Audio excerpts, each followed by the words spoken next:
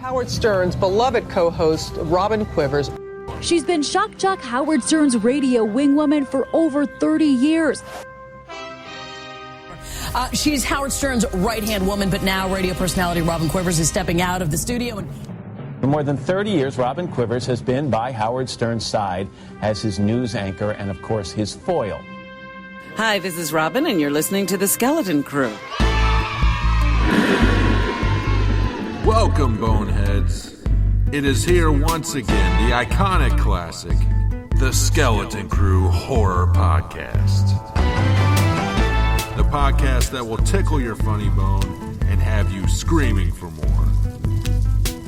Exclusively at Horrorphilia.com with your trio of numbskulls, Jamie Sammons. I like it. Dan Chase. I love fucking you guys, dude. Yo. And Alex Edwards. Yeah, asshole. Woo! You are now entering the Bone Zone.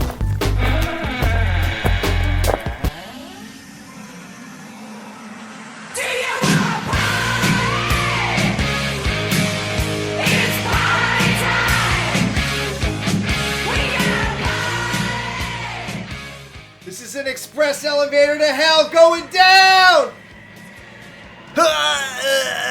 My stomach, I'm gonna throw up. Dan, turn your face.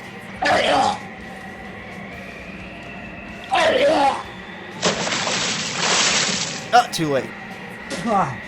Ew. Jamie, how are you taking this? I'm cool. How many drops is this for you? 47. Wait, how many? I didn't ask you how many cats you had. I said, how many drops is this? Oh, free! Oh, okay, guys, we're here. Woo. Wait, are we back on L247 or 4? Wait, what is it again? LV426. Yeah, are we here again? Why would we ever come back? Oh yeah, to do Aliens 2. Never mind. Fuck all that, dude. Alex just puked in my face. What the fuck, dude? Yeah, dude. Well, Sigourney Weaver will wipe it off for you. She's good at wiping like dirt and shit off people's faces. Yeah, right. All right, Aliens 1986. This is the sequel to the groundbreaking film Alien from 1979. Oh wait, I did the joke already. That's okay. It's all good. It bleeds into this movie. And this time, guys, it's war. This is a combat film. Combat action, not suspense horror. And that is a deliberate thing, and it was done on purpose. Basically, it was done to show respect to Alien and not try to remake it and not try to, top it in that way or just kind of repeat it and do, because it's the kind of thing you get stuck in this thing where it's like, it's a direct comparison when you're just doing the same exact thing. So it was actually a brilliant move to up the ante that way. Yeah, dude, it makes sense too, though. Like with the story, like what are they gonna do? Have like the alien find another crew and just do the same thing as the first one? Like it makes sense that they would call in reinforcements and go that whole angle with it. You know what I mean? Like it definitely made sense. And having so many more, it still posed a threat, so it still worked. Right. Exactly. You know what doesn't make sense? Her going with him. Because fuck that mission. I've been there. I know what it's like. And you guys can do that if you want to, but I'll be right here waiting when you get Have back. fun, right? Yeah, Exactly. for sure. I mean, no, fuck that shit. Yeah, well, she has reasons. Well, before we dive into this, let's just say right off the bat that this show is dedicated to the late, great Bill Paxton. He has always been one of my favorite actors of all time, mostly for dumb reasons. I mean, now I get to say I love him in Frailty, but I gotta admit, my whole life I really didn't watch that, and I still loved him. And the reason I did is because of movies like Terminator. He was like one of the cool punkers, and I love him as Chet from Weird Science. Oh, so good. Yeah. How would you two like Dude. a greasy pork sandwich served on a dirty ashtray? Wow, that was a good impression, bro.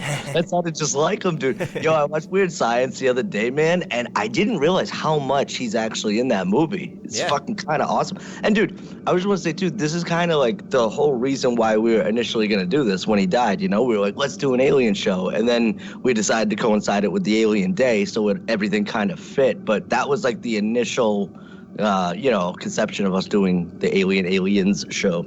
Yeah. Thank God Alien Day is here now, right? It's here and gone, but yeah. Near Dark, too. Near Dark is one of my favorites. Near Dark, dude, Oh, right? he's in that, yeah. Mm-hmm. And I love him as the car salesman in True Lies also. One of the best roles of all fucking time, dude. What a scumbag he is in that movie. Dude, can we start? I know we talked about this briefly before, but can we just fucking say how awesome True Lies is? Like, that movie is so fucking good, dude. Between the action and the comedy, just everything, dude. That movie is like one of my fucking favorites, dude. And his character is so good in it. So yeah, It's top notch, dude. Yeah, I agree. Yep. Alex, have you never seen Near Dark? I feel like I have by that name, but I just can't picture anything when I think about it. It's a vampire film, and the interesting thing about that and why you should watch it is, especially now, is because it was directed by Catherine Bigelow, right, who was Cameron's wife, and it has not only Bill Paxton but also Vasquez. Is that her name? Yeah. And Lance Henriksen. Yep. Oh yeah, with the creepy long hair? Does he have creepy long hair? I don't think Yeah, so. His hair is long and awkward in this movie. it's just so so in this movie. yeah. Anyway, so basically, and they were filmed kind of simultaneously, like one right on top of the other, basically. So Cameron used all these people in Aliens, and then she used all these people in Near Dark. So they're kind of incestuous in that way. Oh, this whole thing is, the whole James Cameron thing is, let's start from Arnold Schwarzenegger. I mean, he's the reason that we can thank him for this movie entirely, because the only reason this movie is what it is because Arnold Schwarzenegger was supposed to shoot Terminator, but he got the green light to shoot the sequel to Conan, because Conan was a huge hit. And, he was buddies with the guy who was doing the next one or whatever. Like, something really, led him there. James Cameron really wasn't anything yet. And that actually plays into a lot of the behind-the-scenes politics here, because a lot of the people in the British crew that worked on this movie didn't believe in James Cameron at all. They were like, well, we want Ridley Scott. Like, who's this yank, And meanwhile, he's like Canadian. But they're like, who's this guy? What has he done? Yeah, like all this stuff. And they had no respect for him at all. And it's only because they never saw the screening of Terminator. So, Conan is shooting. Now, James Cameron has like 8 months or something to write Alien, write the script. So he wrote 90 pages, and then he had to go do Terminator, because now Arnold's ready. Mm-hmm. Fox did this whole thing where they actually waited for him to come back, which never happens. Nobody waits for anybody. Everyone's expendable, and nobody's important in this business. But this will never happen again. But Fox waited for him and said, we love it so much, we would rather you finish it out. And if you do a really spectacular job on Terminator, then we'll let you direct it too. So we'll see how good you are with Terminator. And this was just when he was getting started. Dude, I can totally see that today. James Cameron's fucking right up there. But that was back in the day. When you just said, even the crew, didn't even know who the fuck he was or didn't have faith in him. That's, wow, dude. That's pretty bold, dude. Fox makes some fucking pretty bold decisions. I have nothing but the utmost respect and admiration for James Cameron. I've always been a majorly huge fan of him. I know, people have whatever thoughts, and even if you think Titanic's some, sissy movie or whatever, it don't matter. The way it was directed, it was shot beautifully, everything was conveyed perfectly, and it brought it to life, man. When that thing was going down and everything was popping loose, that shit seemed real, dude, and people had no problem. It was the biggest. I mean, people couldn't watch it enough. And then you take Terminator 2, you could just say that alone and we're done. And you could say Aliens and we're done. And you know, there's so many movies. Terminator, you could say, and we're done. Like, you can't. Oh, great. Well, that was a short show. I'll see you. All right, see you. All right, guys. Well, love you, dude. Like, you know, like you can't fuck with James Cameron. And I know that a lot of people don't like this new movie he made, that Blue People movie. I don't know what it's called, but. Well, the Blue People movie. Oh, Avatar. Yeah. Yeah. Avatar's whatever though, but even Avatar was like a big fucking thing the way he filmed it. Like that shit's never been done before. He's constantly breaking down all the fucking everything, all the barriers, all that kind of shit. And dude, actually, Titanic is really how I went back and realized, you know, that he did Terminator 2 and all that kind of shit. Like, I was never a huge James Cameron fan until I realized who he was, and then I started appreciating, you know, directors and all that kind of stuff. But I think I mentioned this before, but my town has the Woods Hole Oceanographic Institute, and they did a lot of the stuff. I believe they built the thing that they used to go down to the Titanic and shit. So he was in my town a lot. So Titanic is actually how I was, like, introduced, and, like, that piqued my interest. Like, oh, wow. And then I realized he did Terminator 2, which is like one of my all-time favorite movies, dude. And we'll come back to that because like there's similar music in this towards the end. What weird metal hitting sound, right? And then dun dun. Yeah, dude, it's fucking that dun dun dun dun dun. Yep. Like you could almost hear some of that in some of those cues. Yeah. It's almost like the same exact thing. I could be wrong, but it's very similar, dude, and I loved it, man. Okay, dude, talk about similar. Wait till we get to the similarities of Terminator and this movie. Like, even in the relationship between Sigourney Ripley and the guy who plays Kyle Reese. And in here he's Hicks, but there he's Kyle Reese and Sarah Connor. Like, it's almost a parallel. It's like so weird, but it's cool. There's no problem with it. They're two different worlds, so it ain't like Alien vs Terminator, you know. And they both kick so much fucking ass, dude. That's the thing, like that they're completely different, yeah. And like you said, like he uses some of the same actors and stuff like that, but like, god damn, dude, both movies definitely stand on their own, and they're just both so good, dude. I know, dude. It's hard to believe that one guy did all this. You know, and James Cameron is obviously a genius filmmaker, but he just had no idea how to be very sensitive to, you know, cast, crew, act, you know, nobody. So he's sort of difficult to work with. He has like really tunnel vision when it comes to his visions, and he somehow just seems to know everything he wants. Like, it would take me years just to like flesh out one of those scenes in this movie, and it took him like, you know, a day or two. Yeah, in interviews he seems very smart. Yeah, but so what you're saying is it's kind of hard to work with, like he's an asshole? Well, yeah, but wasn't the other guy too? Ridley Scott wasn't really the greatest guy to work with either, so it's like all these geniuses are assholes, you know? Mm-hmm. The movie had an $18 million budget, and if you remember in the last show, the other movie went from 4.2 to 8.4 once they saw the storyboards of Ridley Scott, so now they threw $10 more million at this, and guess what? They wanted to save one of those millions, and guess how they were going to do it? Oh. They were going to cut Sigourney Weaver out of the movie. What? Wait, like her pay? That's what it was? Well, this whole movie was written around her. What? They told Jim Cameron that they have her just write the movie with her in mind, so he wrote the whole thing around her. Meanwhile, there was no deal set in or anything. Oh, wow.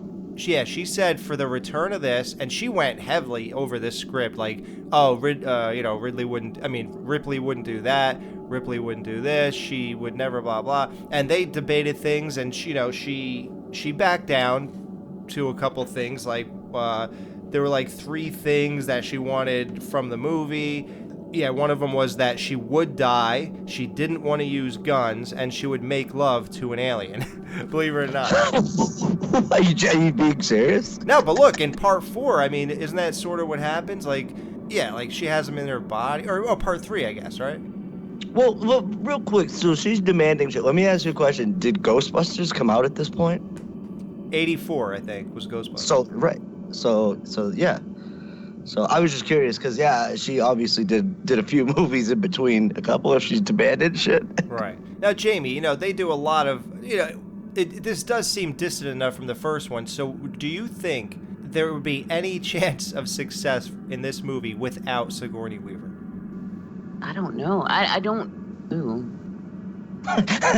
Ooh. It would have. It's hard to say. Because I think people still would have seen it, but it had to. It would have had to have gone a completely different direction. Ooh, and a lot of it would be totally different, and because she is a huge part of this film. So I think it probably would have had some initial success, but I don't think it would have endeared itself to people as it has. And clearly, I mean, she has become one of the best known female badasses in film history. So there's that. Yeah, I mean, exactly. There's that. I mean, it pretty much defined her, you know. Plus, because of this, she got to do this really badass Saturday Night Live skit called Alienses. That was fucking great. After this movie came out, which that was really funny because it was just like the whole premise was that there was another Alien movie come out, and so since it was Aliens. The Alienses, and she throughout the skit she kept trying to take off her clothes. Yeah. Oh, because that's what she does in every movie. No, you don't have to do that. She's like, oh, it's time for me to get in my underwear. You know. It was really funny, but I haven't seen that in a while. Yeah, you're right. That was great. I actually watched that when it originally aired. Yeah, you know what the real answer is? Who cares? The real answer is let's just all say that we are all very happy that she is here, right? I mean, that's all that matters. And we're all happy James Cameron is the guy who directed it. I mean, right? Because just think, he was right. He had to rewrite Terminator because they were about to shoot it. He was writing Rambo 2 and Aliens at the same time. He was writing 3 movies at the same time at one point of his life. Like, how crazy, dude. Like, he wrote Rambo 2? Yeah. I didn't know that. Yeah, isn't that just crazy? How could a guy be so good at writing and directing? Like, you would think all your energy could only go into one or the other. I mean, what the fuck? Does this guy ever go to sleep? Well, I think don't let him hear you say that. He already believes that about himself. Yeah. I don't care, Jamie. There are people who have egos that do absolutely nothing. So you're going to tell me I don't give a shit what kind of... I don't care if he walks around saying, call me God. Yeah, it's almost justified. Yeah. Well, no, my problem with that comes in when he can't edit himself. When he thinks every little frame of celluloid he shoots is the best thing anyone's ever seen. It is. And, I mean, you have to be able to know that you have to be able to edit yourself. You have to be able to know that every single idea that you have doesn't have to go in every single movie, and those are the problems that I have with him. Jamie said, I think it was on the last show, there was some kind of confusion with me and her. She said about not watching the director's cut or one or the other, and we were confused. Then she said, I believe no, I meant don't watch this one on director's cut. Okay. Yes. Well, guess what? You watched it and you loved it. Love every second of it. Right. It was so much better. Do you realize you don't even know why? How is it better? Because you don't even know why you're going to that planet.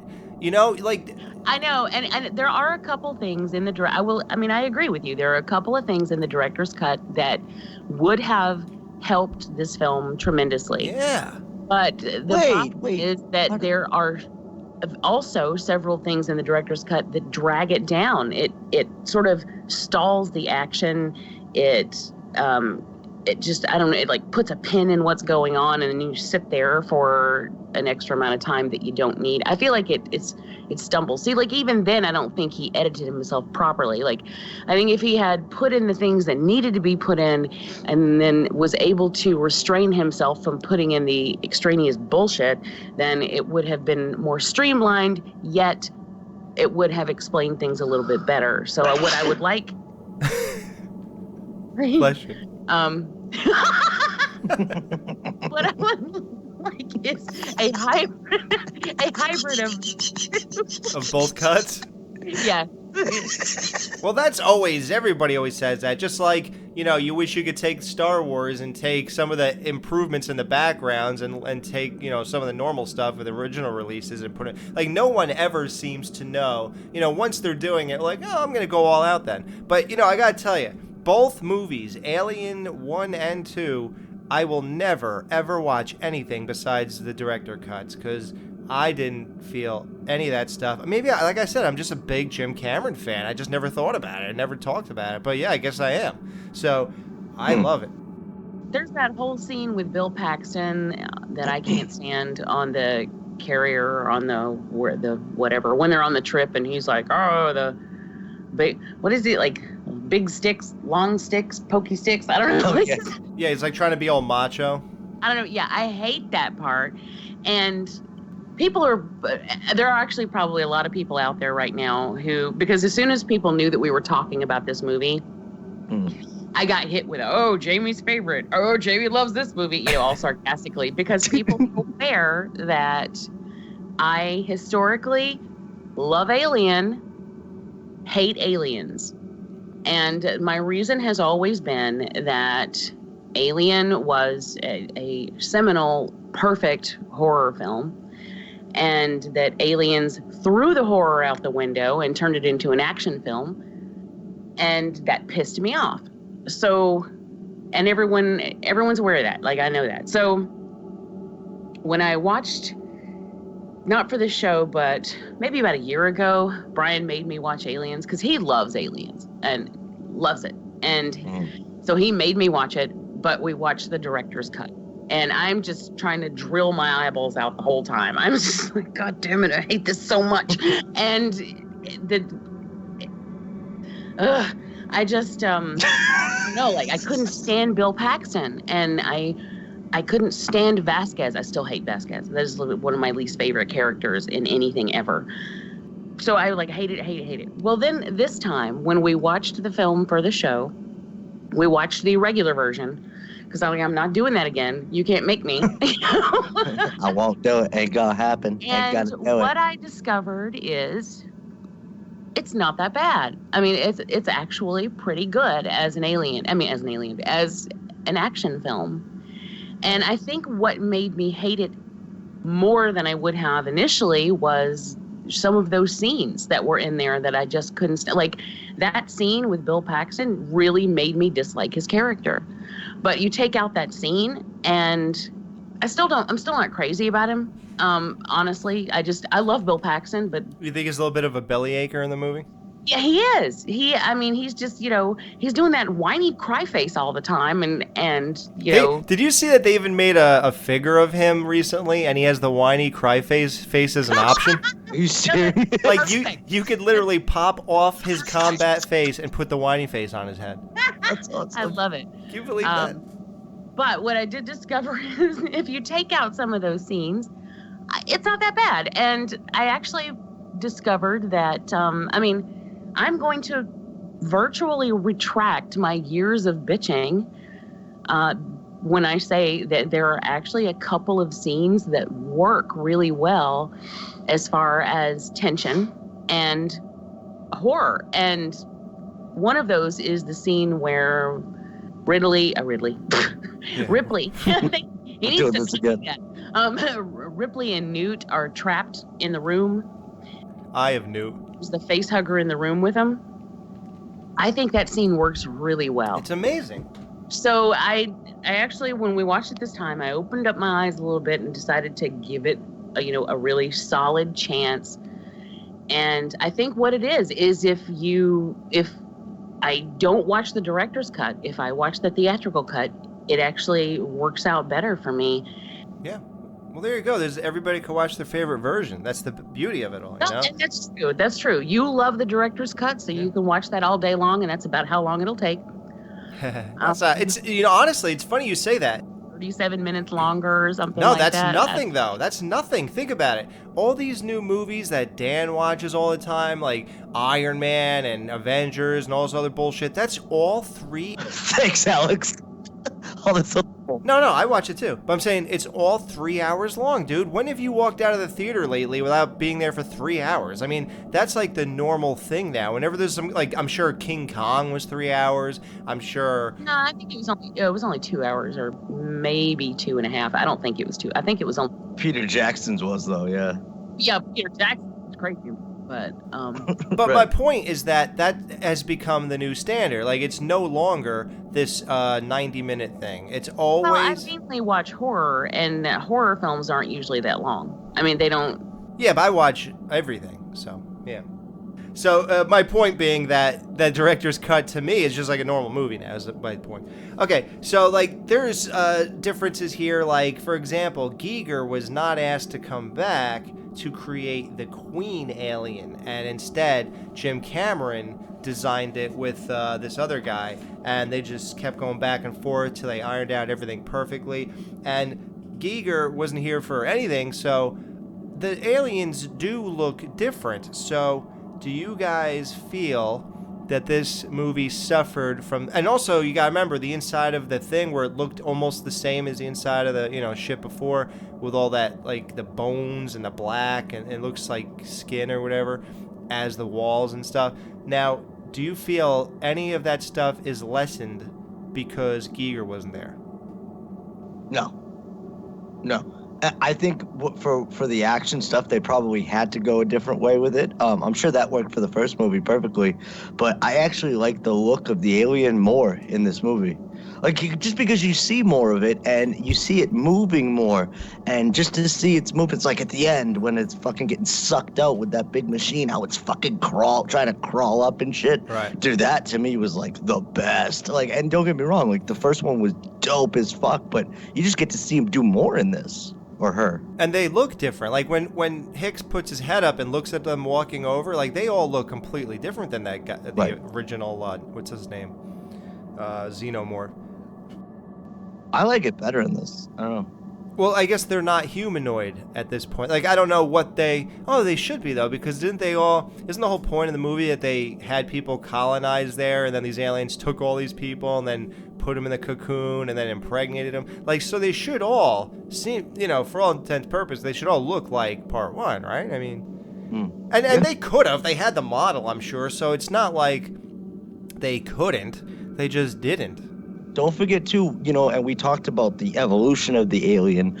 How many years have passed? 56, I believe, something like that. 57, right? I think, something like that. So maybe, so I don't know, maybe that has something to do with it. I just thought I'd bring that up. Like, I don't know, maybe they fucking evolved a little bit, because we were talking about how quickly that the evolution is for those guys from point A to point B. So I wonder if from then to now they change more, or if that could be like an excuse, They evolved in brains because now, you gotta remember that alien in Alien was a baby. I mean, it was 24 hours old. Right. Like, we all know it's absurd that it grew to full size, and we talked about that already, so, we got nowhere with that. But, at least now they're showing intelligence. Like, they're figuring shit out. Like, even Bill Paxton's like, cut the power! How the fuck can they cut the power? They're animals, But exactly. I don't know. I still wouldn't know how they learned to do that, but whatever. They look good. I actually prefer the alien from the first film. I like the sleekness of it. Mm-hmm. I think I love that because the way how sleek his head is, I just want to touch it. Yeah. It looks Does like... it look like a dolphin's? I was going to say, yeah, like it reminds me of... That's exactly it. It reminds me of a dolphin, and I want to reach out and touch it. And with these, they're very different, but I also love the way they move. Right. Whereas in the first one, you got him going, bah, Yeah, that was kind of weird when he reached out to grab Hutch or whatever. Yeah, and it worked in the first film. Looking back on it, but... You know what? The James Cameron thing, he's like a great version of Michael Bay. Like, everything people complain about Michael Bay, Jim Cameron does it right. So, just seeing something like that... Michael Bay talent is what I would phrase it, Alex, as Michael Bay is a shittier version of James Cameron, though. Not the other way, There you go. Respect. Right?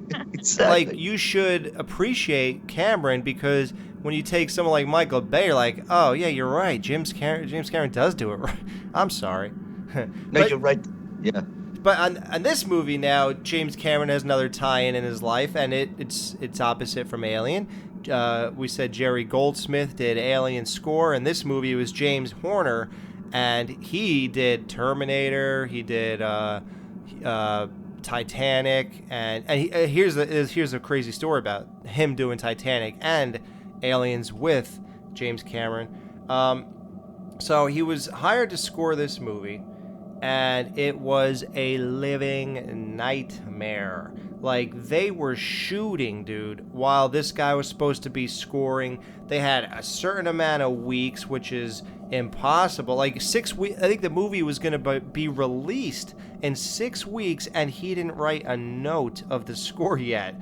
And he was up for 36 hours at a clip, because they even changed the movie. They edited stuff at the last second, and they were complaining, like, well, why can't you get this? And then they even, like, said shit to him, like, well, we'll get someone who can, like this girl Gail, who was like the producer. Like, they were being hard asses, but obviously that didn't happen. And he literally had to write this in like a day. Like, some of the scenes were done in one day and stuff like that. And this is a whole orchestra and stuff that he writes for, you know? Like, it was a major undertaking, and it was a living hell. And because of it, and the way everything was such pressured and this and that, the other thing, he did not work with Jim Cameron again. They both agree that life's too short to have this kind of whole thing that they went through to make this movie.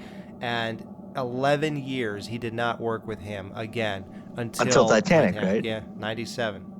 Yep. Damn. And that was only because he felt he had the perfect score in his mind for this movie, just hearing about it, thinking about it, daydreaming about it, and he said, I have to do Titanic.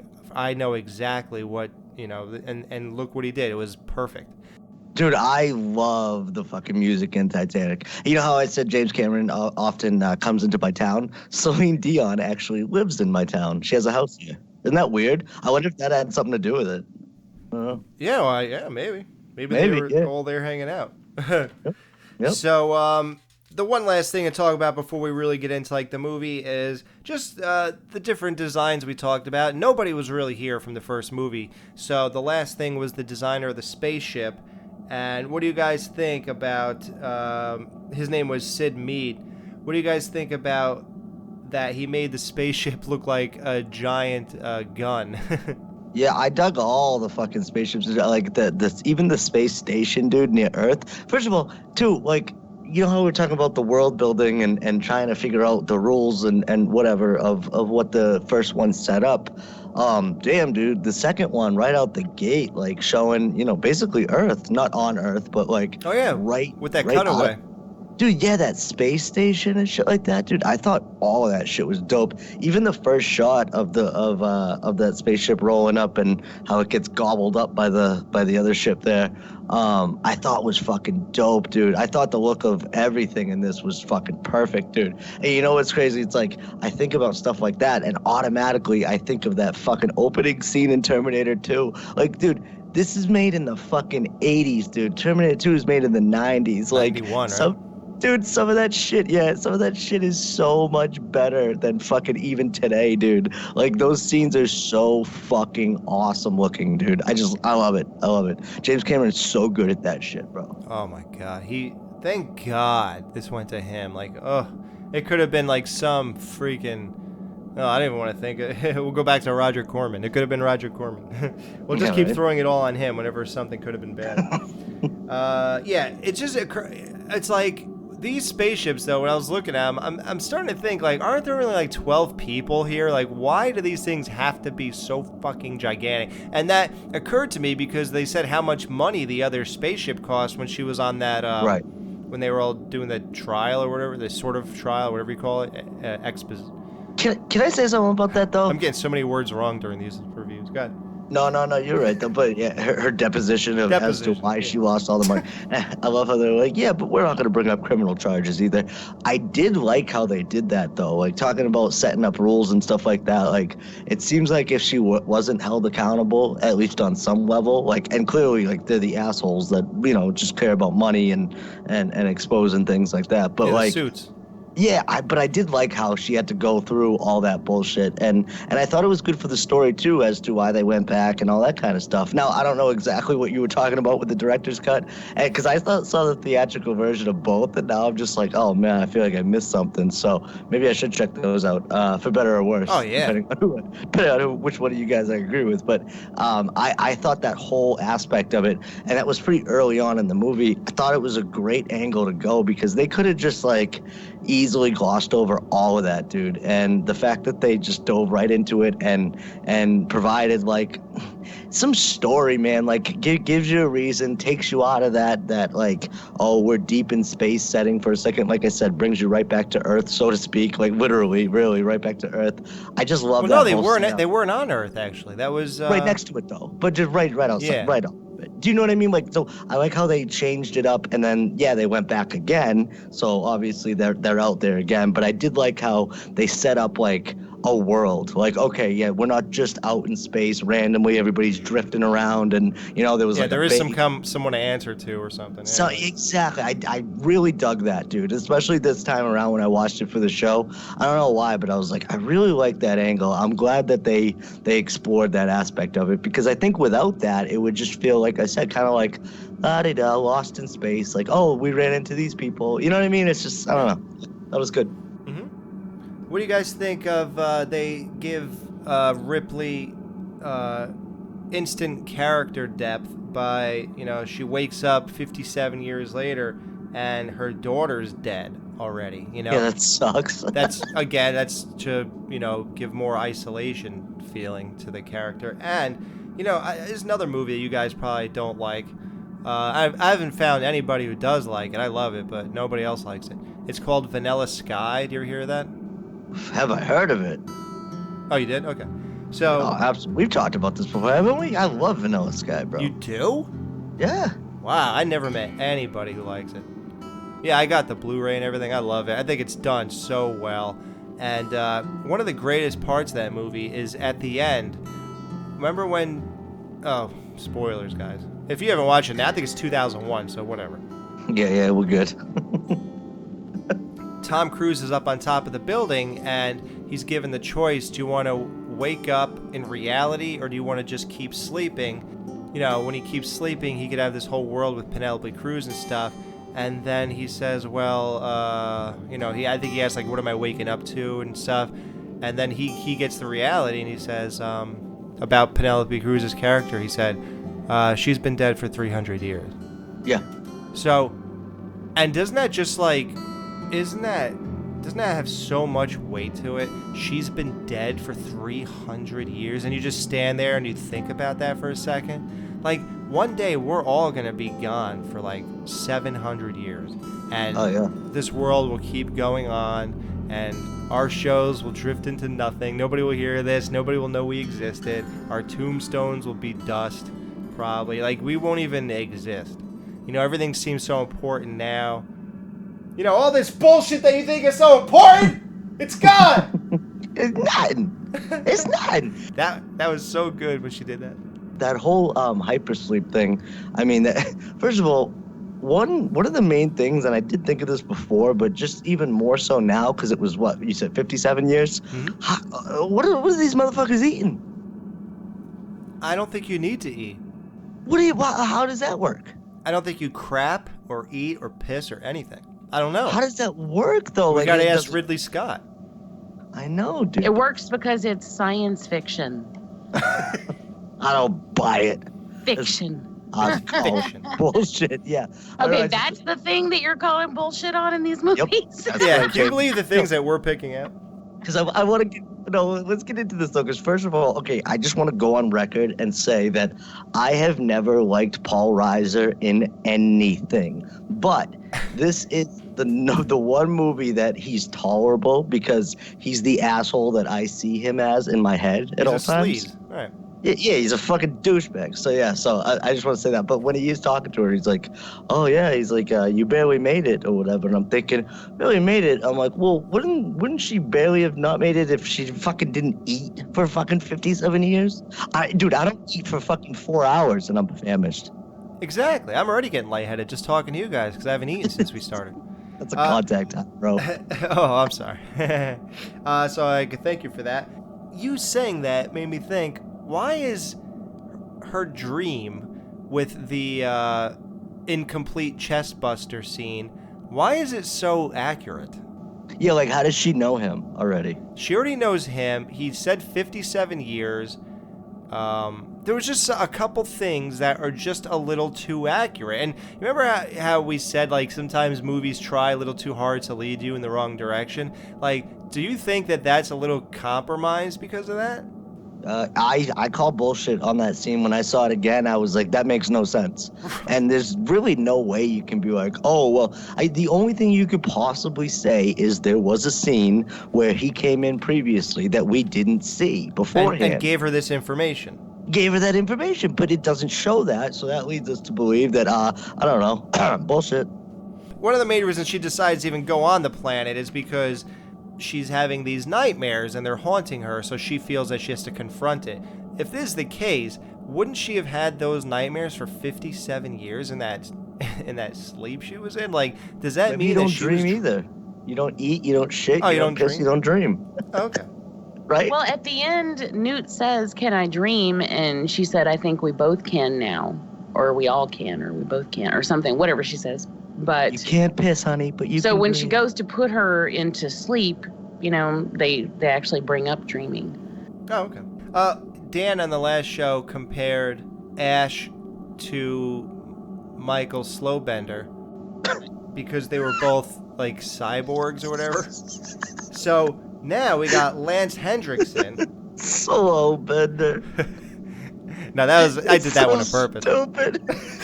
I just wanted to be an asshole. You this did? time. I never would have guessed that. No, I really did believe it was Slowbender. I figured, hey, at least let me make this work for myself with these stupid. Michael Metalbender as Magneto. Yeah.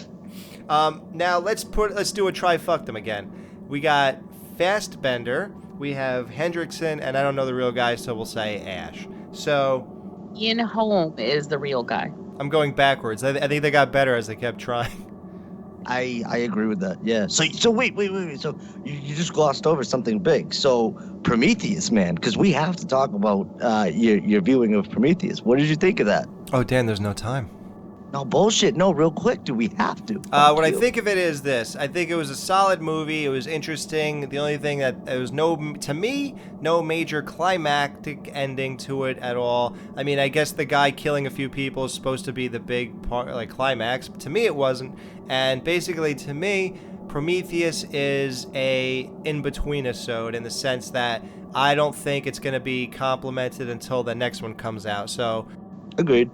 Yeah, so to me, it's a setup movie more than a real movie. Like, I don't think anybody would feel as complete watching that as they would watching Alien or something like that. Okay, but you did like Fassbender's character then, obviously. Oh, yeah. Okay, cool. Yep. But I agree with your ranking, too. Yeah, that's how I would rank him as well. Jamie, same or no? Hendrickson is my favorite. Then I gotta go Ash or Ian Holm. Just because that's... Bilbo. What, that shit-eating grin he had on his face? That's nostalgia. No, I just love his character, but... or I love the... Bukkake Party? That's a great character. But, yeah. You love clam chowder blood? How about Hendrickson's intro? I actually cry for a synthetic person at the end of that film. So. Oh, I am dying laughing. When his body...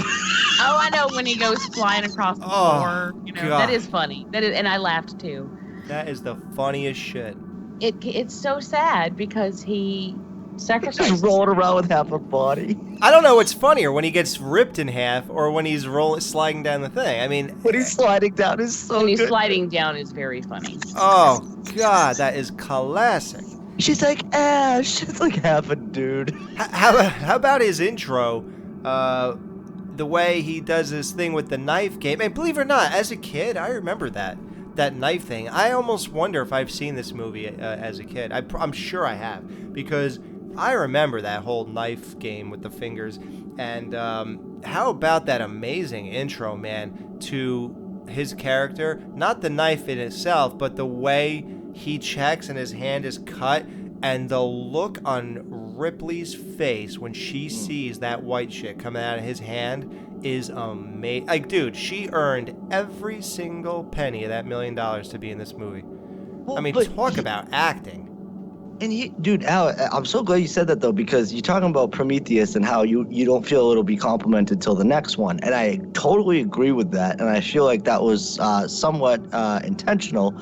With this movie as well, dude, you get so many cool callbacks. I agree. Like that, dude. I feel like Alien 1 works better because of this.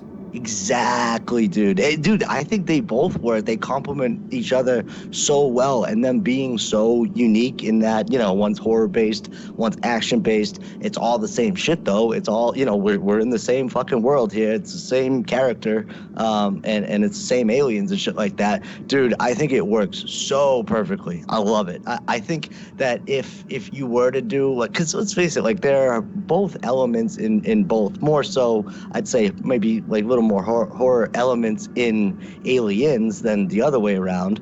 But with that said, like, I just think that they work both. That's why, like, I'm glad we're reviewing just these two movies, because as a pair, fucking rocks, dude. Yeah, like if we were going to do a Terminator show, we wouldn't do Terminator 3 and 4. No, and 1 and 2 as well. Yeah, I mean, we're just doing, hey, listen, time's running out, man. We don't have all day to diddly-daddle. I'd like to go see Neighbor-Rooney. I'd like to see Genesis, though. We gotta put Genesis in there too. Yeah. No, I'm kidding. Fuck that movie. I know. I just was trying to. Did you think I was serious? I didn't want to be rude to you. There is no movie past Terminator 2, as far as I'm concerned. No, and I agree. And I've watched 3 a whole bunch of times, but I still, I'm sort of like leaning away from that lately. I don't even bother. So, how about the Jewish chick playing the Puerto Rican chick?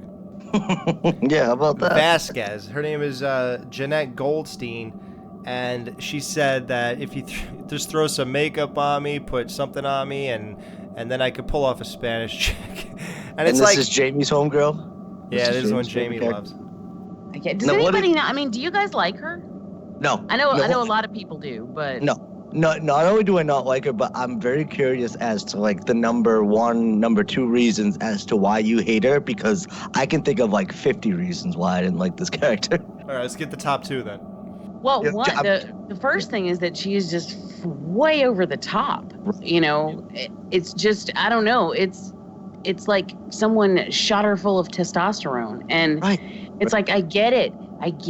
You're a bad chick. I get that, but we got it.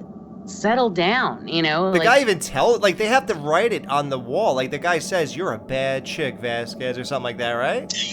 Yeah, well, he's, have you ever been? No, the other guy. I know, not that part where he said you ever been mistaken. I know, but that was an ad. Have you ever been confused or mistaken for a man, and she's like, "No, have you?" Now, while that is a funny line where she's like, "No, have you?" I'm over here going, "Yeah, I'm sure she has." And that's like the first time he's asking her this. Like, how long have they known each other? Like, he just came up with that joke. Yeah. And of course, that's Bill Paxton who does that. Now, Bill Paxton, to me, it's a very unique role, and like Jamie said, I can understand how he's semi-annoying, but you know what the sad part is? Sometimes I feel like that's who I'd be in this movie. But I do things like that as more of a joke and to kind of entertain myself, to like talk about things that are, you should just go with it. Do you know what I mean? Mm-hmm. I think that Bill Paxton is the Cliff O'Malley of this movie. No, and what I mean is, he's over the top, just like her in some of his lines. Like, game over, man. Game over, man. Exactly, but it's fucking Bill Paxton, dude, and it's so good. Like, it's so funny because you talk about over-the-top performances. There's one that actually works, and yeah, like, he may be annoying and over-the-top in some, you know, in some of the shit that he says, but his is fucking great as compared to hers, and dude, I didn't get that. Like, I feel like there's something behind the Vasquez character because it's almost like Cameron saying, well, this is the fucking over-the-top version of a female action hero type of deal that doesn't work, as opposed to Ripley, where, you know, obviously she is the shit. So I wonder if that was like a conscious decision. I'm thinking it has to be, right? I mean, there's always a chick like that in the Army. I mean, and we just happen to have her on this ship. That's all. I mean, it is what it is. Like, I get it. It's a little annoying, but you just go with it. And she turns out to be sort of okay throughout the rest of the movie. But Jamie, do you think that was she sort of okay? Yeah, she doesn't grate on your nerves for 2 hours, does she? Which one? Vasquez. She grates on my nerves every time she's on screen. That's why I said which one, because I was like, surely you're not talking about her. Surely you can't be serious. Every time she opens her mouth, I can't. She's like a parody. Oh yeah. You know, it's a Saturday Night Live skit. She's. She should ban aliens.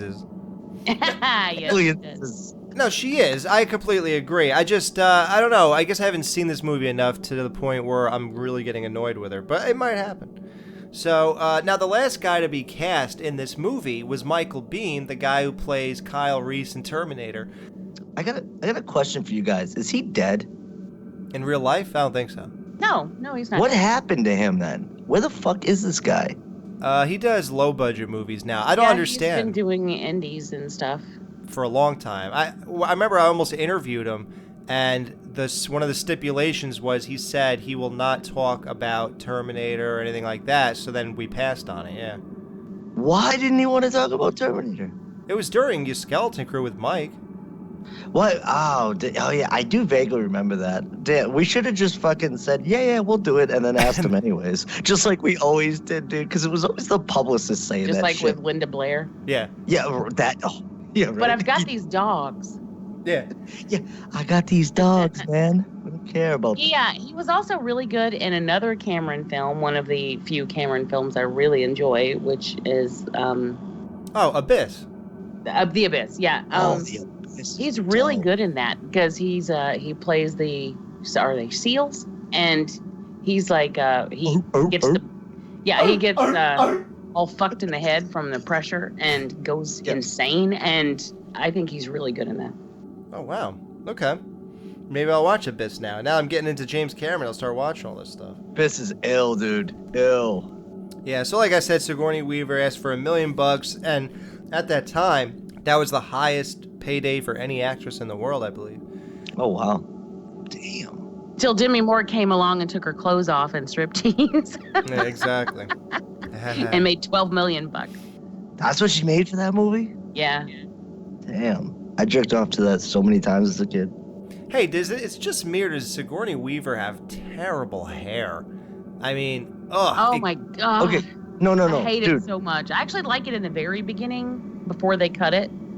Because it looks like it did in the first I hate film. it so much. You can hear the page. I hate it so much. When we were watching this, I kept saying, I probably said like 2 or 3 times, like, why? Why did they cut her hair? I hate it. It just looks bad. Dude, I'm so glad you guys brought this up, because this is one thing that's like pissed me off my whole life, dude. Like her hair makes me so mad, dude.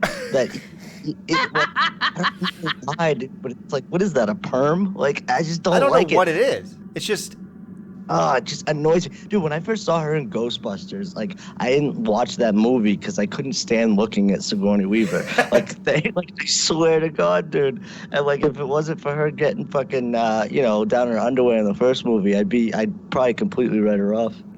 It's so weird because that hair is so bad. And I remember when I first watched Alien, a while ago, leading for the show, I only ever saw, I don't know if this is like a normal thing, but I've only seen pictures of Sigourney Weaver in Alien of any sort from Part 3. So, oh, right. like, and by the way, whoever thought of Sinead O'Connoring her ass is a genius, because that was the way to go, dude. And but I just gotta say, like, when I watched Alien, I was actually thrown off by her hair, and I was like, oh, I guess they do it in part 2. So then I put part 2 on. I'm like, well, it's shorter, but yeah, it's still there. I guess they do it in part 3. And then part 3 starts. Like, wait, why did they take so long? And why have I only seen her shaved head? And it's in, like, the freaking 3rd one. But, yeah. And then I was hoping it'd be still shaved in the 4th one, but it came back. Did Sigourney Weaver have that hair in Cabin in the Woods? I don't think she did. I think it was straight at that point. If she showed up at the end of Cabin in the Woods with that hair, it would have totally taken me out of it. Like, why? Why'd you have to come ruin the world and bring that hair? I forgot she was in Cabin in the Woods. Yeah, right? It's crazy, right? I'm trying to forget it. Yeah, that's fucked up, Alex. You bite your tongue. During that whole trial scene, don't you think it was great to show those pictures of the old cast in the background on the monitor? Because didn't that make you feel... Wasn't that as like authentic as showing Betsy Palmer at the end of Friday Part 2? Like, having her really there really sells that entire scene, and it really kind of brings both movies together, right? So I think showing those people really ties the two together, even though they're so different. Yeah, and dude, that goes back to what I was saying earlier about the space station and shit too. It expands the universe, but it calls back to the smaller film. I mean, budget-wise, but like, you know, it's the first film feels smaller, so it calls back to it and it respects it, but at the same time it broadens your horizon. It opens up the world, and obviously that opens up the whole action aspect too, so you're more apt to just go with the story regardless of whether it's horror, action, or whatever. But I think that's a big factor, dude. I think that's huge. Like, stuff like that's where like a little goes a long way, you know? Like a callback like that, seeing shit like that, it's great, dude. It's like, oh, that's perfect. That's all you need. You don't need people coming back to life. You don't need any of that. just you know what I mean? Like, just show pictures, give your respect, and keep it moving. Yeah, just like when little Jamie Lloyd saw the production photo of Jamie Lee Curtis sitting on the... How did you get that photo? So, like I said, there are really a lot of similarities to this whole Sarah Connor, James Cameron, Kyle Reese type thing. The Sarah Connor moment in the beginning is her going, like I joked earlier, all this bullshit that you think is so important and it doesn't mean anything. That's like Sarah Connor going, you, me, everybody, it's gone, it's all gone, and you're gonna get a real bad sunburn if you don't wear 2 million block, get it? You know, whatever she said. Like, that's almost the same thing. I never liked that line, by the way. Remember when Sarah Connor just sits there with a cigarette and the ash is like an inch long? They did the same thing here. Do you know that shit like that gives me anxiety with cigarettes when it gets that ash and I know it's gonna fall, dude? I can't stand shit like that. Ashing. What's that? It's called granny ashing. Oh yeah, exactly. When someone just sits there and lets their cigarette burn down and then it eventually falls off on its own. Oh, that fucking gives me anxiety, dude. I don't like that shit. Not to punch a plot hole here, but do you think it's a little convenient story writing that, and you know, this didn't have to be done. He chose 57 years here, so this didn't have to be done, but how is it that this alien outbreak occurs exactly when this chick gets woken up? Nobody had a problem. Yeah. They all roll their eyes when she says, there could be hundreds of these things or whatever. Nobody says anything. Nobody cares. Nobody's even heard of it or seen these things. And suddenly she, the character from part 1, wakes up and now they're all back in form. I never pieced that together, but holy shit, yeah, you're right. That's ridiculous. Right? That's so convenient, yeah. Yeah, no, it is, and I brought that up when we were watching. It is just odd, man. But, whatever. So one of the ways that they show the future is we drink coffee in clear glasses now. Although, in the director's cut, isn't there something in there that kind of gives it a little bit more... Isn't there something that Paul Reiser says about how, because of her, that's why they sent the settlers over there to check it out? Right. Because they didn't know about it until her, and so now that because of her, then they sent them over there, and so that's why this whole thing happened. Yeah, because they said it was an unsurveyed planet, right? They are on a completely different part of the planet. So they have not come in contact with that area until she told them what was going on. And so then when she told him what was going on, he sent them over there. And that's when the outbreak happened. But they don't mention that in the theatrical cut. Yeah, well, no wonder why I'm lost then. And I'm lost too, because there's a scene later on, it might have just been the director's cut, where she confronts this asshole Burke about bringing the specimens back because Bishop tells her, oh no, we can't kill these face huggers because Burke wants them brought back. So she confronts him later on in the movie, and then she says something along the lines of, well, you had all these people go to this planet, you knew, and this and that.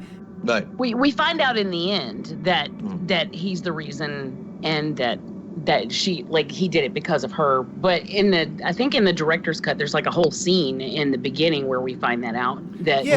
Well, it's a parents and two kids. They go and he finds the spaceship. He goes in it, and then the next scene, he comes out, bangs against the thing, and he has a face hugger on him, and all hell breaks loose. And that's when they go to her, and the scene you see where she gives them coffee and stuff.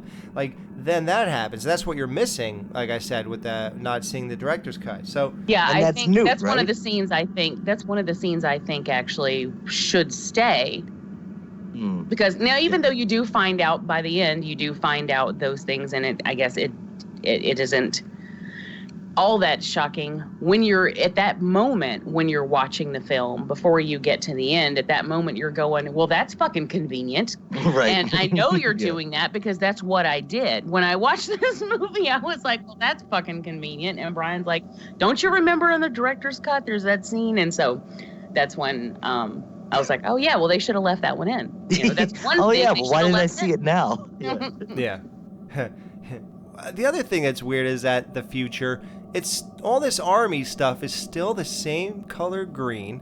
And I guess that works because it's camouflage, so it sort of will always be that way, I guess. But I was thinking, like, why do they call army clothes fatigues? Like, are they tired or something? Like, why?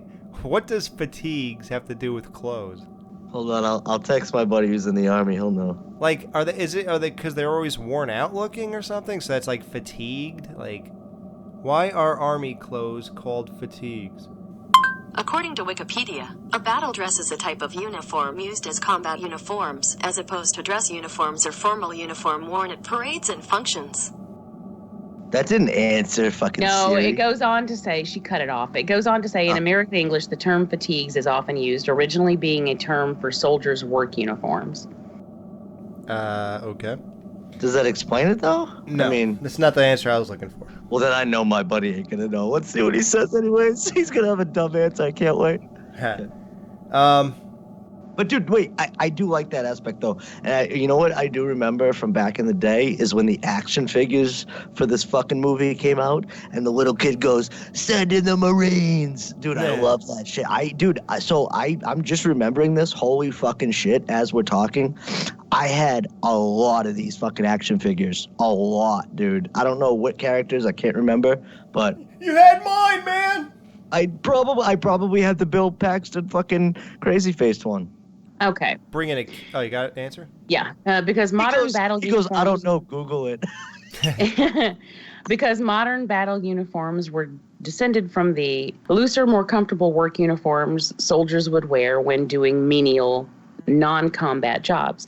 These menial tasks were called fatigues, French for tiresome. And so the clothes you wear to do these fatigues are fatigues. Makes sense. See, that's the answer. Thank you. You're fatigued, yeah. What do you guys think about implementing a child into this movie? It obviously is a tie-in to Ripley and her daughter dying. I guess it helps. Like, there's a couple of scenes where the kid... It does build suspense, I guess, when they're in that room and the thing's going after the two of them. Because the kid is helpless. So not only do you have to, like, fend for your own life, but you also have to, like, do it for a little kid. It's like having get Jamie going. It's like go. It's like having an escort mission in a video game where you have to keep track of some little shit. And Get 'em does she not not remind make sure they anybody die. else of Ruby Sue from Christmas Vacation? Oh yeah. Every time I see her, I just keep thinking of Ruby Sue. But Yeah, she was cross-eyed. Did you know that? until she got kicked by the And they went back together. That's so funny. I don't know, she's just, I don't know. She's a bad actress. She's on my nerves. That whole line that everybody loves, that if you pay attention to how she delivers that, they mostly come at night, mostly. Oh, that was so bad. I sped it up a little bit, but really her delivery of that line is terrible. They mostly come at night, mostly. And at the end, when Ripley's like, I'm going in after her, I gotta go back. Fuck that, man. I mean, you've got, 14 minutes? Bullshit, you're gonna find that kid and come back in 14 minutes. And now everybody's gonna die because of you? Like, no, that kid's gone. Just go. Oh, by the way, that countdown... That countdown was accurate too, by the way. The 14 minutes. I did my phone. Yeah. Then that is something that I do appreciate about this film, because things like, there are so many times in movies when they're not, like, say in the Piranha one is terrible.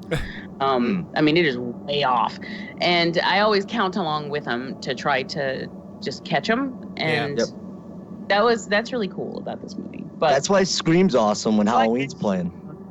Oh god. I guess she does find her, but it just like, you don't even know where she is. Like, you don't know exactly where she would be. I mean, good on her, I guess, for doing it and for making it, and it's all that. But I just am in the whole time going, "Are you out of your fucking mind?"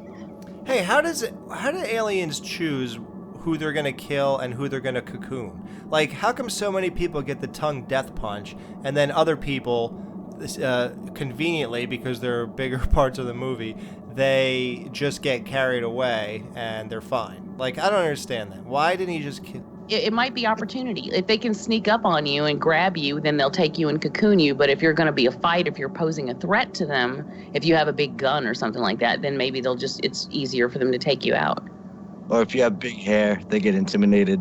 If you got a front, they back off. What about Burke? How come he just got killed? Like, he just was standing there with no gun in an elevator and the thing was behind him. How come it didn't just grab him and take him away? Wouldn't we have actually loved to see that? Like, Yes. yes. Right? Like, what a missed opportunity. You just kill him off screen. Maybe they could smell something in his DNA that they didn't want. Yeah, but that's not good for the movie. Like, what a missed opportunity. We always like to see... Mix it up. Because that's not good for the movie. This guy gets to be a sleaze, a dirtbag. He tries to get Ripley and this kid impregnated with these things, takes her gun out, breaks the thing over, and he just, I'm just gonna get killed in a second. I'll never really know this even happened. Like, he should have had the same fate as Hatch, or whatever his name is, from part 1 in the cocoon.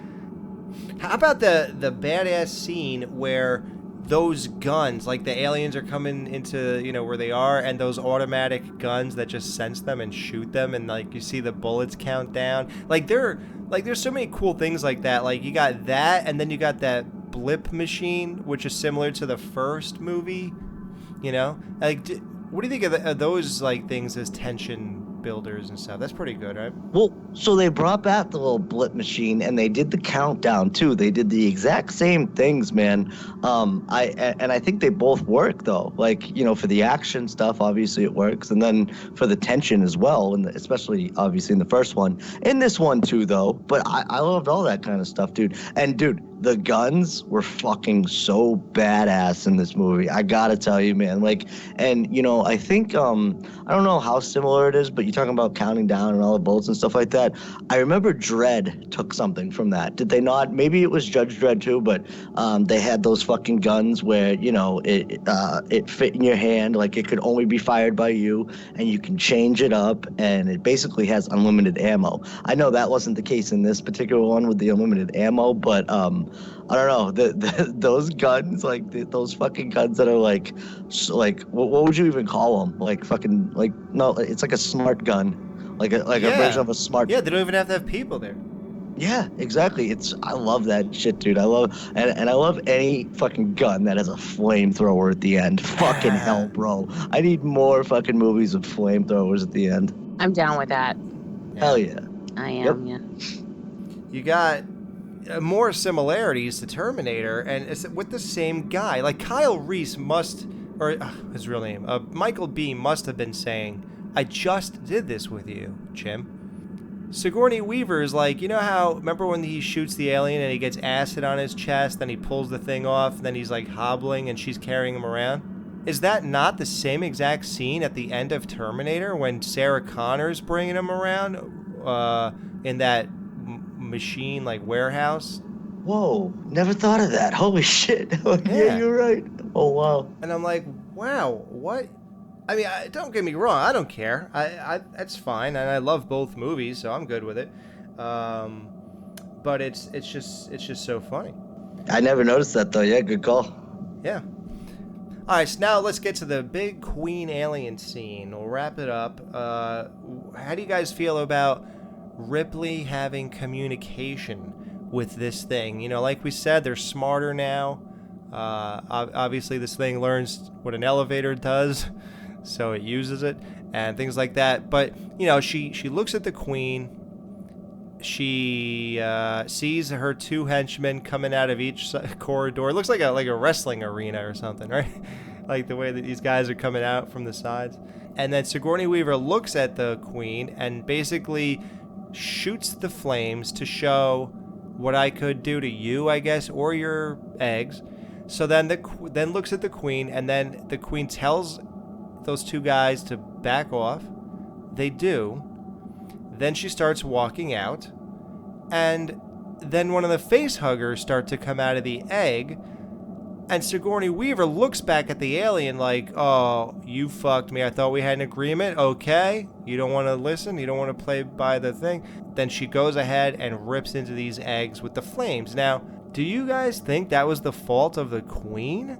Like, why is she gonna destroy everything? She should anyway. I'm not saying she shouldn't, but doesn't it all seem kind of odd the way that whole exchange worked out? Is it the fault of the Queen what? That she did that to the eggs, you mean? No, that the face hugger I think he means that the face hugger came out. Oh. Yeah, Ripley acted as if that was like a betrayal of what we just agreed on. I think I totally missed that altogether. I didn't even get the agreement. Like, I think I wasn't paying that close attention at that point.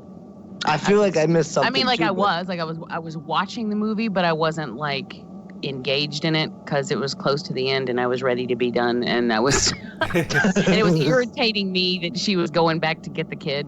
So I was just like, grr. I didn't. That is really good. That now I have to go back and watch that fucking scene. Thank you. It was. And now you have to watch it again. That's really good though. If that's in there, I just missed it. But,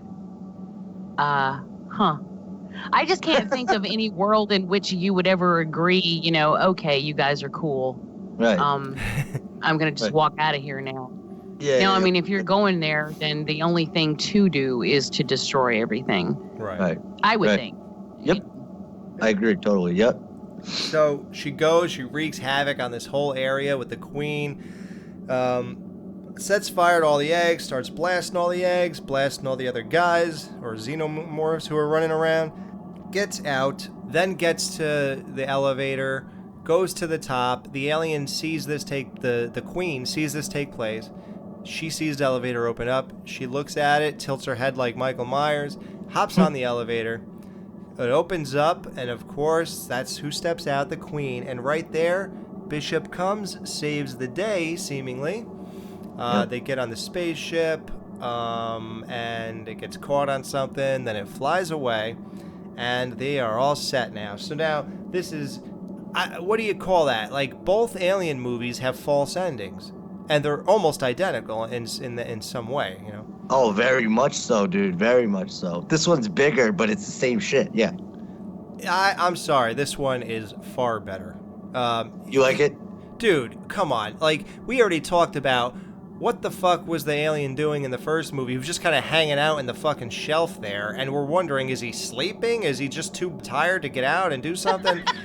Is he sleeping? Yeah, we couldn't even figure out what the fuck he's doing in there, and even after he saw her, he stayed there, you know? Like, we can't even put this together.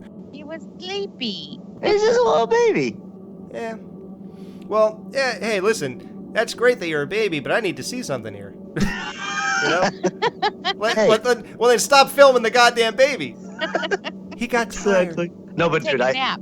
You take a little nap, okay.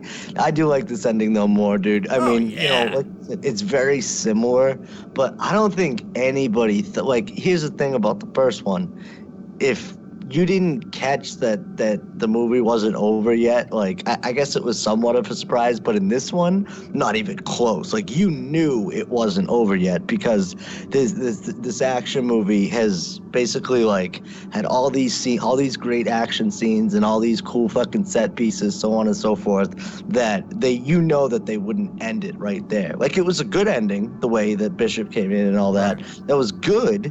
But you knew it wasn't gonna end like that, and then they fucking, like you said, dude. Then they bring back that Terminator clank. Yeah, I love it, dude. It's so good. Yep. Hell yeah. You knew it wasn't over because they hadn't reintroduced Chekhov's loading machine. Right. Oh, Jamie, I'm so glad you brought that up. So, can I just say this too? I know Aliens gets this thing where it's like, oh, it's a big action flick and blah blah blah, and then some people will say that Alien #1 is slow. Whatever, we talked about that. We love that aspect of it, dude. The beginning of this movie and the introduction of that fucking big thing is so dope, dude. First of all, when it cuts the fucking door open, I love how perfect that line is and how it connects. Like it goes all the way around and we're all watching it go all the way. I love that shit. And then it slowly fucking takes the door down and they come in and shit like that. I love that fucking thing. And that's considered slow. That's not like... Well, you know, Dan, there's a story behind that, actually. Is there? Tell me. The budget did not include that door being opened that way with that thing that coming all the way, that laser type thing going all the way around and it coming off. Jim Cameron really wanted it there for some reason. He said, I want it like a perfect line, laser beam type thing doing that. And they said, no, we're not doing it. Find another way. So he actually paid out of his own pocket to have that scene in there. What? So, okay. So there's... Oh, wow. So I'm not like crazy for thinking that's a fucking badass little moment then. So it was worth it. It was worth it just because of you saying this on our show. Of course, dude. James Cameron did it for me. Thanks, dude. Thanks, brother. Well, dude, but I love that I get. Oh, I mean, I feel like such a fucking Captain Obvious here, but I love that foreshadowing too because I hadn't seen Aliens before. I watched it for the show for a long time, and that's such a big part of the ending. That seeing that in the beginning was great foreshadowing. I love that. I'm like, oh, that's coming back for later use. Oh yeah, it was like Flowers for Algernon, man. It was amazing. Flowers for who? Nobody knows that reference. I don't get it. I'm trying to be like doing smart jokes like that guy on Monday Night Football. Oh, you do by all means. I just ain't gonna get him. Like that guy on Monday Night Football. What was his name? Dennis Miller. Yeah.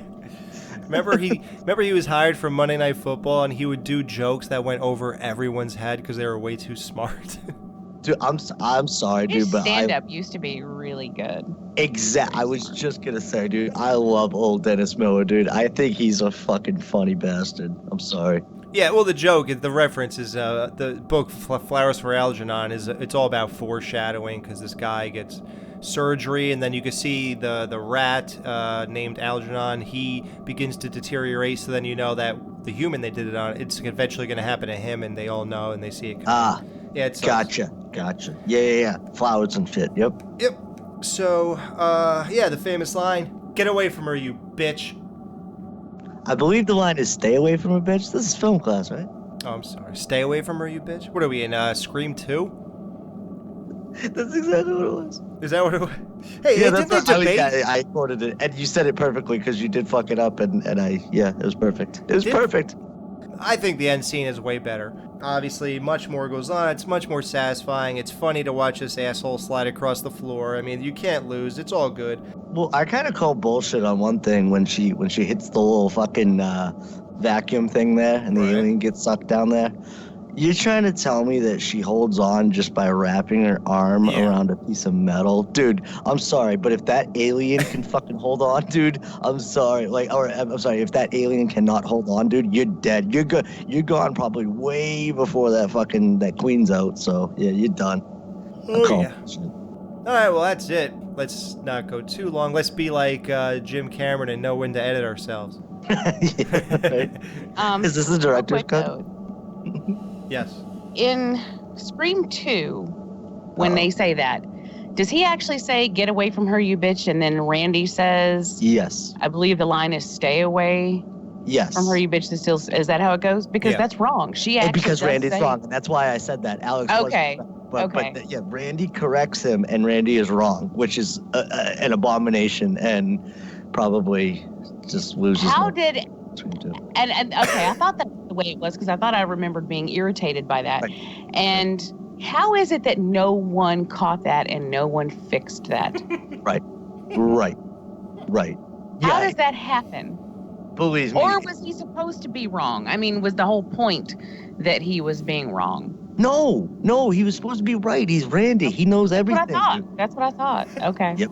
No, it was I that if I ever talk to Kevin Williamson, I got beef. Yeah, okay, guys. Well, that's Aliens. Not Alien Part 2, and not... Nah, never mind. Guys, the most important thing that you should think about is that when it comes to the Alien movies and the Skeleton Crew, it is game over, man. Like we said, we're not doing Alien 3 or 4 or Alien vs. Predator or Alien vs. Predator 2 or Prometheus. If anything, we might do the other one, the newer Prometheus that's coming out, whatever it's called, Alien Covenant or something. Yes. Yep. Yeah, maybe we'll do that one since we're so into it now, you know? Right on. Yeah, well, guys, hope you like these two shows. We have a couple cool things planned, but we're not exactly set in stone, so I'm not going to advertise anything. And, you know, people have been mentioning about the show coming out weekly, and that's cool and stuff, but I just want to let you know that might not happen every single week. So don't get that used to it or anything like that. It just happens to be that we have a new excitement and are happy to be here again and just have a new energy and stuff like that. So, you know, and plus we do want to get a lot of stuff done before we wrap it up in October. So that's the reason for it. Also, bro, you got Evil Episodes, you got Married with Children podcast, and you got Cut to the Chase to fucking tide you over. So there's that. Yeah, that too. Oh, and that's the other big thing I want to talk about. Just recently, a Cut to the Chase episode came out, and we went over the Bates Motel finale because we don't want to wait too much time, and Dan does all TV shows there, and we didn't want to put it in an Alien show because, as you can see, there's almost like 2 hours already. So we're going to start putting sort of exclusive content on Cut to the Chase that is, you know, sort of Skeleton Crew type stuff. So guys, make sure you subscribe on iTunes, whatever it is that you got to do to make sure you listen to the Cut to the Chase stuff. You got to do it because that's where we're going to have stuff that we're not doing here. So, and if you want to hear me talk about it, we just covered it on Evil Episodes on the episode we recorded last night. So that'll be coming out soon. So yeah, Mike was being a little bitch last night, Jamie. So I asked to trade you in for him. He was fucking full of it. So were you, Alex. Both of them were fucking full of it last night. Oh, yeah. It was a great recording. Yeah, wait till you hear the Cut to the Chase, guys. Jesus Christ. Yeah, Jamie, you gotta come on soon, though. I would love to. Okay. It's settled then. Jamie's easy. She'll be on. Yeah. Okay, guys. Well, again, get away from her, you bitches. And remember... They mostly come at night, mostly? They mostly come out at night, mostly. And in space, nobody can hear how much we suck. Good night. Peace. Jamie, say something. Hurry. Oh, sorry. Bye, you guys. Now let's get off this fucking planet.